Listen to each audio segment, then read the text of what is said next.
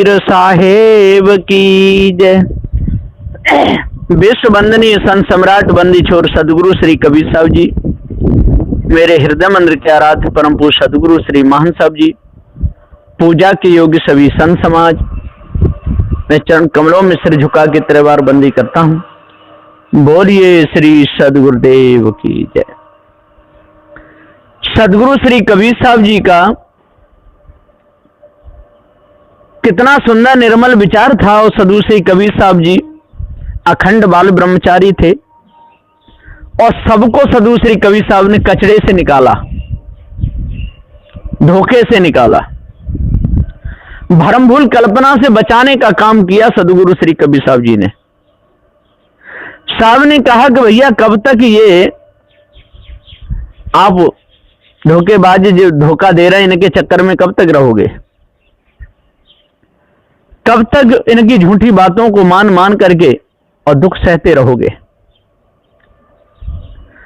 क्योंकि अनादिकाल का ये संसार है, ये किसी ईश ब्रह्म परमात्मा का बनाया हुआ नहीं।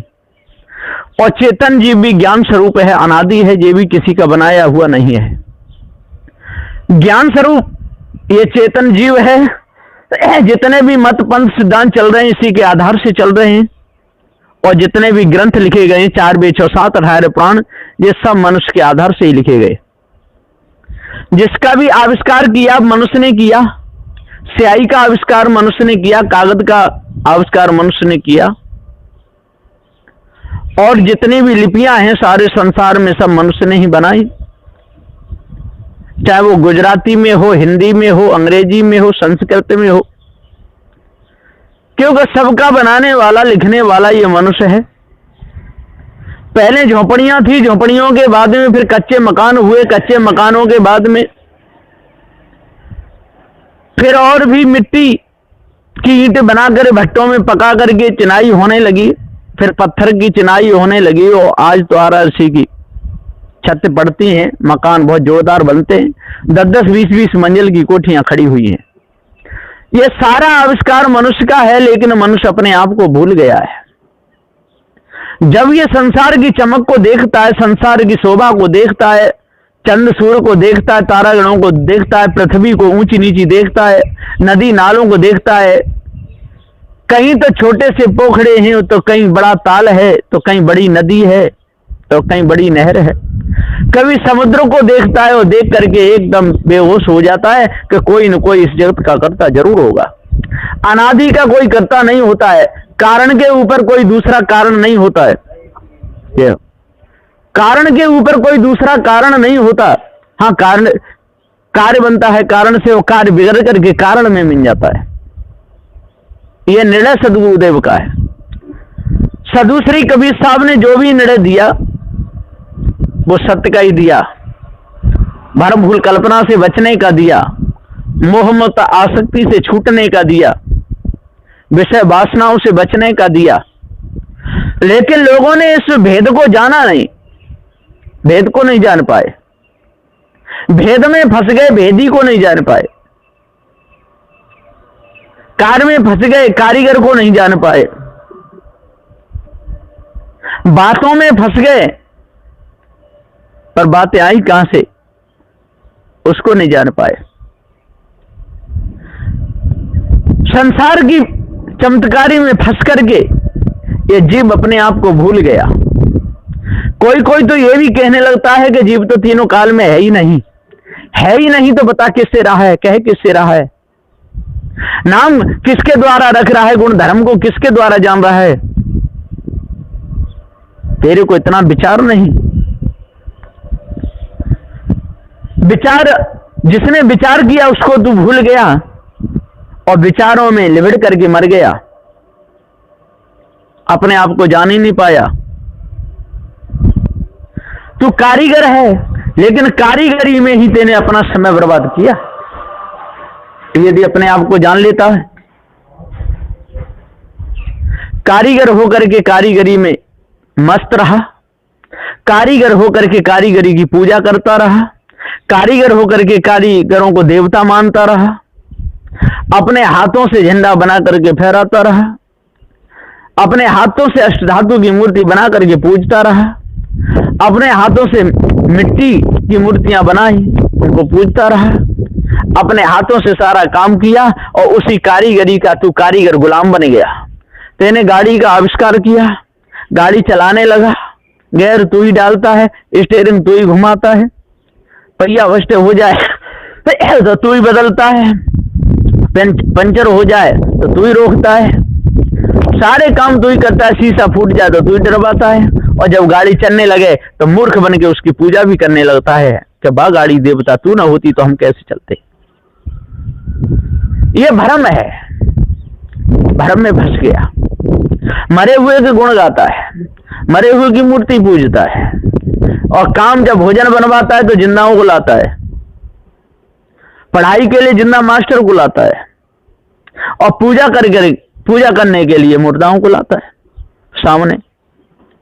तो सदगुरुदेव कहते हैं कि तू जनैया होकर के अपने आप को भूला, भ्रम भूल कल्पना में अटका लटका रहा। ये अटकन लटकन भटकन ही तेरे को बर्बाद कर रही है, और अटकन लटकन भटकन में ये सारा संसार जा रहा है। इसी भूल भटक में पूरा संसार जा रहा है। एक दो भूले हों, उनकी भूल मिट दी जाए, है ना। बाजे के एक दो पाते खराब हों, उनको बदल दिया जाए। पूरे के पूरे खराब हो जाएं तो कैसे बदलोगे। लकड़ी थोड़ी सी घुनी हो तो काट के निकाल दी जाए, और पूरी की पूरी लकड़ी घुनी है तो उससे कुर्सी मेज टेबल कैसे बनेंगे। लोहा थोड़ा घुना है, घिस करके उसको साफ कर दिया जाए, और पूरे में उसको जंग लगी हुई है, आर पार छिद्र हो रहे हैं, उससे कैसे काम बनेगा। नहीं बनेगा। मनुष्य के अंदर थोड़ा सा बिगाड़ हो तो समझा करके उसको सुधार दिया जाए। चोरी भी करता है, हिंसा भी करता है, विचार करता है, भांग भी खाता है, तंबाकू खाता है, सिगरेट पीता है, बीड़ी पीता है, गांजा भी पीता है, जर्दा, जितने बुरे कर्म में शराब भी पीता है, तो एक एक व्यसन कहां पे छुड़ाया जाए। तो सदगुरुदेव जी पुकार के समझाते हुए कहते हैं कि हे भाई ज्ञानी और विद्वानो, आज अपने आप को जानो, और हे भक्त सज्जनों, देख करके बढ़िया तरह सोच समझ करके पूजा करो। यदि आप अगरबत्ती जलाते रहो, आपके पास मोटरसाइकिल है, उसमें तेल भी डरा हुआ है और अच्छी चलती है, आप चलाना नहीं जानते, और उसकी पूजा करो, आरती करो, हे मोटरसाइकिल में तेरे ऊपर बैठता हूं, तू मुझे को वहां पहुंचा दे, वो कभी नहीं पहुंचाएगी। क्यों नहीं पहुंचाएगी? उसमें चेतन जीव नहीं है, और वो आपकी आराधना प्रार्थना को नहीं समझती। इसी प्रकार से सदगुरुदेव जी कहते हैं, किसी ने मकान बहुत सुंदर बनवाया और बढ़िया सा उसमें ताला लगा दिया, और उसकी पूजा करके चल दिया कि हे मकान देवता, तेरे में कोई चोरी करे तो चोरी नहीं करने देना, घर में किसी को घुसने नहीं देना, मैं 2 साल में लौटूंगा। तो मकान क्या जाने है कि ये क्या कह रहा है। चोर तो आएंगे, ताला तोड़ देंगे, और जो भी अंदर है निकाल करके ले जाएंगे, वो घर नहीं रोक पाएगा किसी प्रकार से।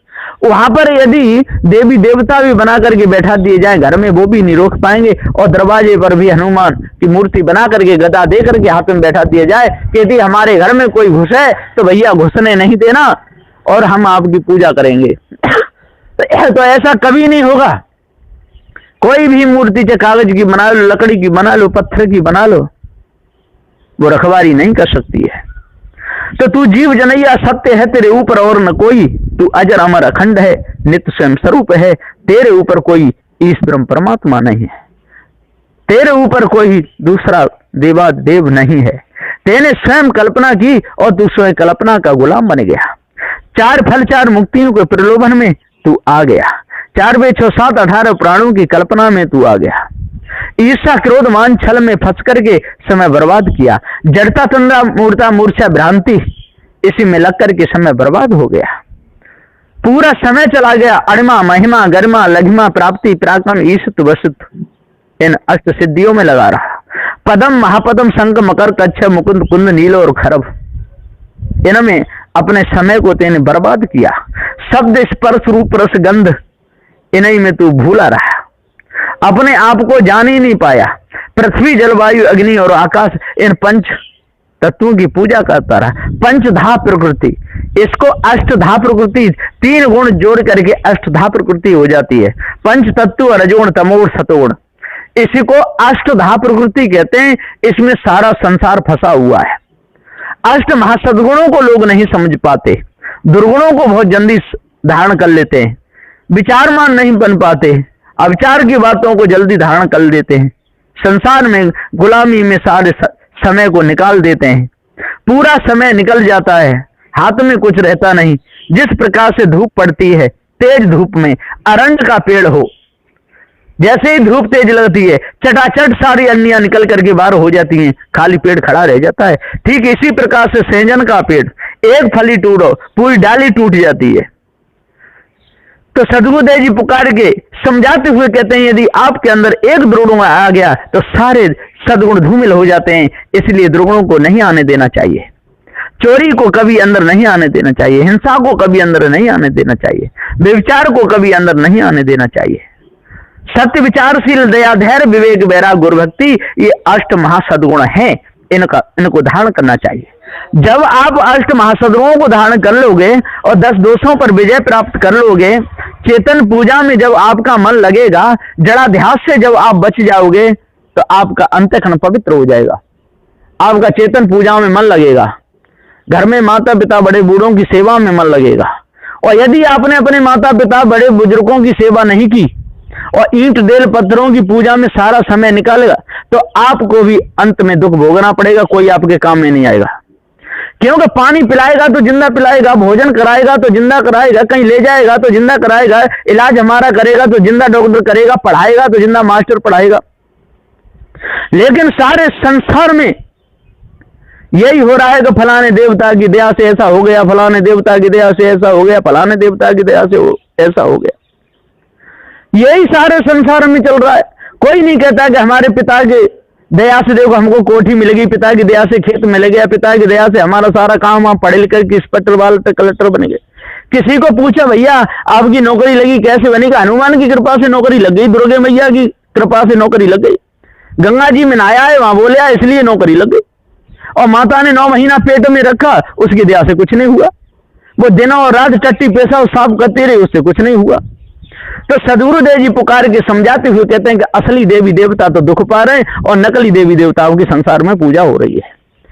और जब तक हम असली को नहीं जानेंगे, नकली में फंसे रहेंगे, तब तक हमको कुछ नहीं मिलेगा। इसलिए भाइयों अपने आप को जानो, भरम भूल कल्पना को त्यागो, तब पूर्ण शांति मिलेगी, नहीं तो मिथ्या धोखे में पूरा जीवन चला जाएगा। बस इन्हीं वचनों के साथ मैं अपनी वाणी को विराम देता हूँ। बोलिए श्री सदगुरुदेव की जय।